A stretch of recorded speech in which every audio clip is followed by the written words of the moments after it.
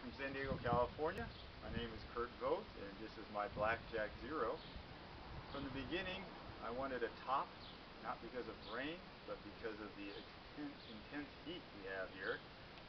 Couldn't have a top until I had a windshield, so over the last few years, and many other projects, I'm always building things, I made this windshield, and then the latest project is I made the top. The top I designed, built, and patented. The reason I came up with this design was that, first of all, nobody makes anything like this, so I had to make it myself. There's nothing you could buy off the shelf or even close. I have no car doors in this door, so you have to step in and out, which I'm okay with that, but when you have a top, that presents a problem. If the top were cloth, it would wear out. It has to open and close every time you get in and out. It also has to be easy to get in and out. And so I designed a split hardtop or convertible that I patented. The material I chose was polycarbonate, but other materials could be used. Any kind of composite will work. Anything that's semi-rigid and not too heavy. Whenever I build things to this car, my biggest problems and concerns is weight and space. Everything is small and light to this car. Unfortunately, I like building with stainless steel a lot, and so I do what I call it goes on a diet. So I build a part, and then it goes on a diet, and I start shaving ounces of metal off until I get to the finished product and something that I'm happy with, and then I assemble it. Same thing with this top. Almost all the hardware is stainless steel machine, with one exception, one piece of aluminum. So this is how it works. This example here is a prototype, but it works just fine. It's a 1/4 inch thick polycarbonate, and this is a right-hand drive car. It's English, and inside the left and right side I have just a simple 3-position switch. This can be done remotely, with remote control. It doesn't matter how you want to do it. You can put a switch on the outside. I don't know why you would want to, but you could. I have no side windows. I did make a back window though for this, with the top off, because it comes completely off if I want to leave it at home. With the top off, the wind goes over the top of my head and there's no turbulence. It's all nice and smooth. I found out when the top is on that it sucks the wind backwards into the back, not the sides, but in the back, but not real strong, but enough that if it's cold out, the back of your neck gets cold. So I made a back window for this. I'll show in a minute. But in the meantime, this is generally speaking how it works.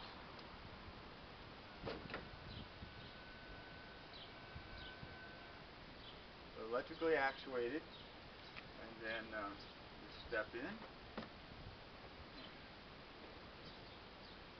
I get in my car to drive.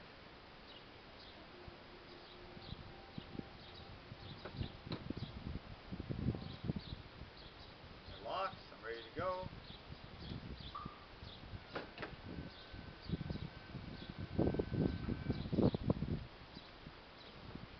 Out of my car.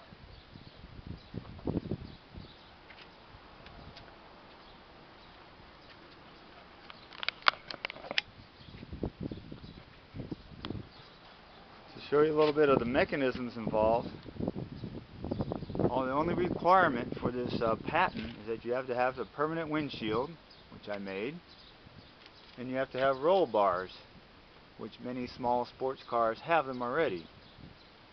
It only takes 2 tools and a couple of minutes to disassemble this. And we have a bracketry on the roll bars. It only has 3 bolts. It has alignment pins, all that fun, easy stuff.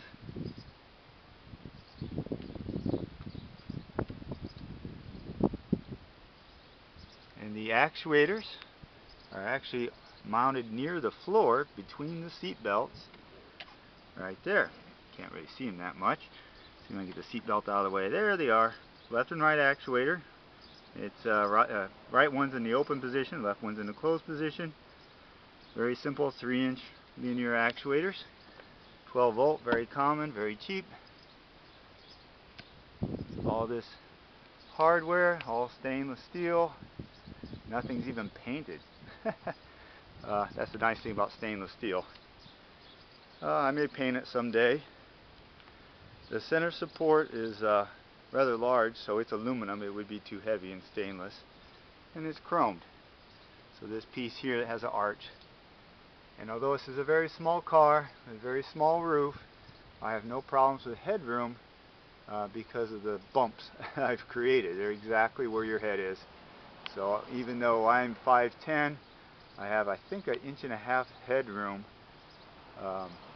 above me. So I have no problems.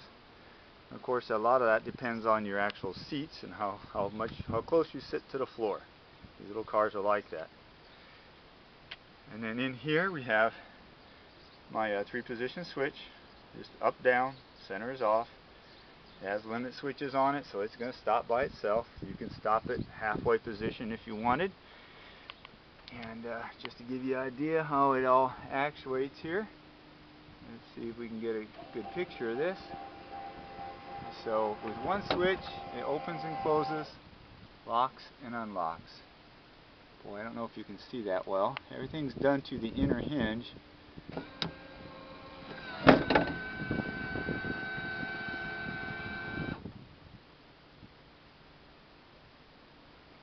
so if we take a look at the locking, we have a primary and a secondary lock, I call them.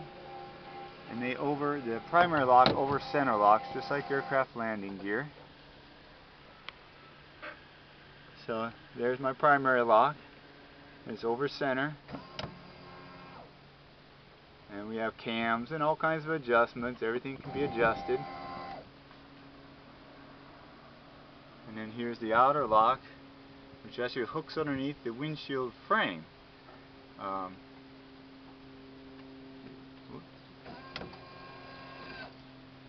So it locks just fine also, but is not as secure as that roller is on the inboard.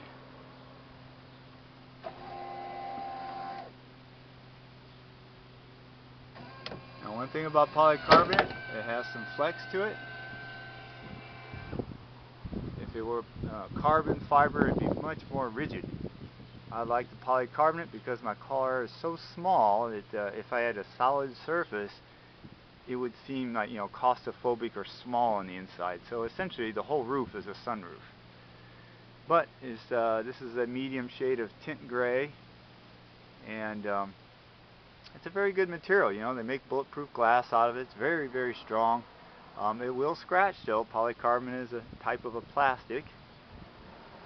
It's kind of an expensive process. It's got to go in an oven. I had to make a big heavy mold, and I think carbon fiber would be cheaper, but if you had a larger vehicle, that would be fine. But if you want to have like a sunroof type, you're going to have to go with polycarbonate.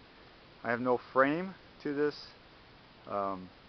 roof system, and so the polycarbonate supports itself. I wanted to reduce the bulk and the weight as much as possible, and that's why this polycarbonate is 1/4 inch thick. I needed some kind of rigidity there. And the 3-dimensional shape holds it pretty good to its position shape that I want it to.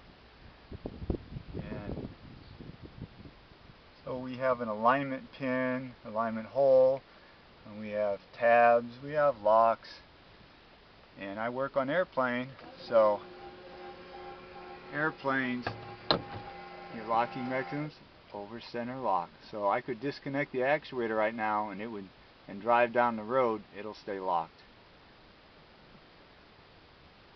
So there's a very minimal amount of apparatus here, but pretty precisely engineered to get it to do what I want it to do.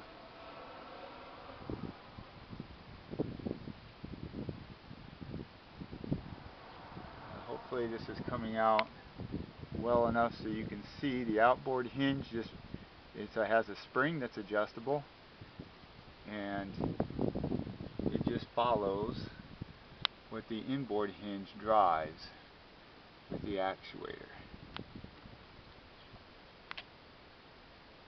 So, very simple.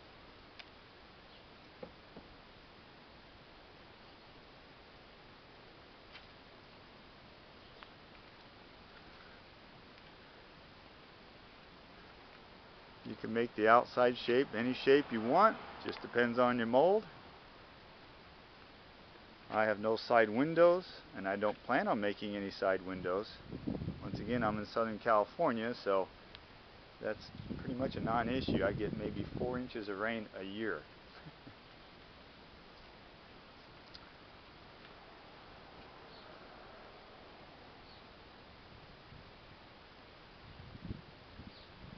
So I did add weight to my car. I still got to weigh it though. I'm going to guess it added about 11 pounds of weight. So I'm not happy about that, but you can only do so much.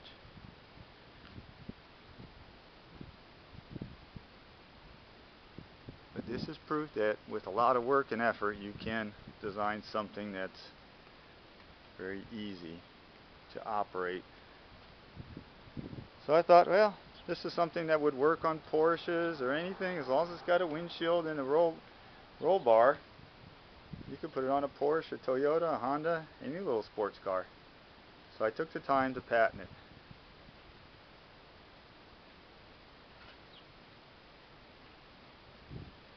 And one last time. Gonna get kind of boring here, huh?